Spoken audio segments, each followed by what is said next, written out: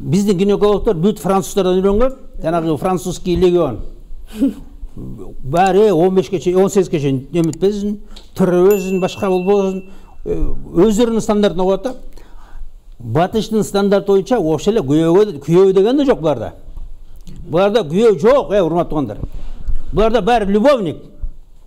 My friend, граждандык, boyfriend, girlfriend белем эмне деген. Бүт баары ушундай. Бузукулар булар. Вот, мындай. Биз келечекти карап жашаш керек, туура жашаш керек. Мына эмнеде дуңган бар, дуңган. Дуңган 3 класс, 4 класстан кийин эле болду дейт. Чындап эле жетиштүү ошол деле.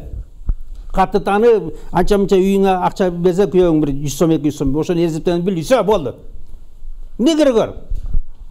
Мынча образование, мынча. 2ден диплом, а жашаганды билбейт. Күйөөдү сыйлаганды билбейт, кайненени сыйлаганды билбейт, яичный сабышанды билбейт. Что за образование? Бирок бир чети дуңгандар жөнүндө айтып кетти агай. Сиз айтып атасыз 3 класска чейин эле окутушат деп. Бирок дуңгандар алганда да ошол тартип менен алышат экен да. Бул өтө билимдүү болсо, өтө билимдүүнүн кереги жок.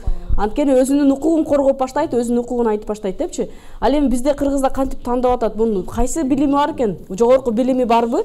Бул иштеп кете алабы? Мен балама иштеп, мен баламды багабы деген ой менен алып атышпайбы? Демек, кайдата кайнене дагы тандап атканда билимдүү, иштеген жери каерде иштейт экен деген кызды тандап атпайбы? А бул байкенин сөзүнө кирсек, анда эгер кыз турмушка чыгыш үчүн 16 жашында эмес, 25 жашта чыгыш керек болуп калып атпайбы? Анткени ал билимдүү болуш керек, иштеген жери болуш керек. Кечиресиздер.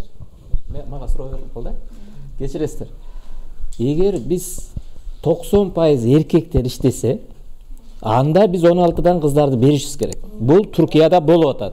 Бул араб өлкөлөрүндө бар. Сиз көңүл буруп койсоңуз ушул маселеге.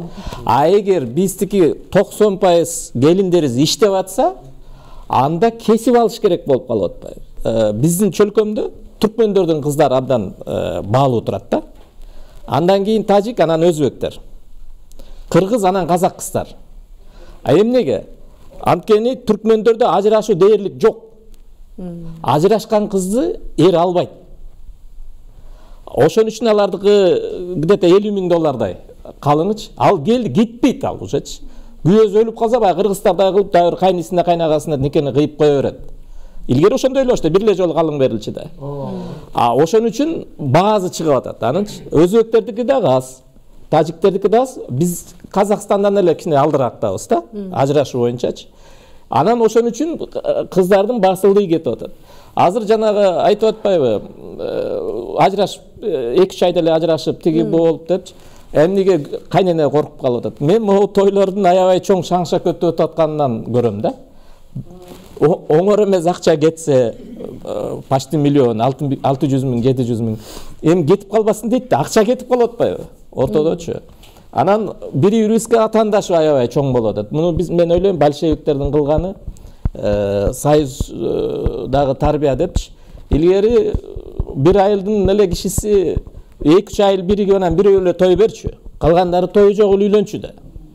Азыр акыбалы жеткени, жетпегенде эле той берип атып, расход чоң да. Анан тиги келин калып калсын дейт да. Бири-бирине атаандашы болуп атат. Жашоо жөнүндө ой жок. Прическасы, анан көйнөгү жөнүндө ой болуп атат да.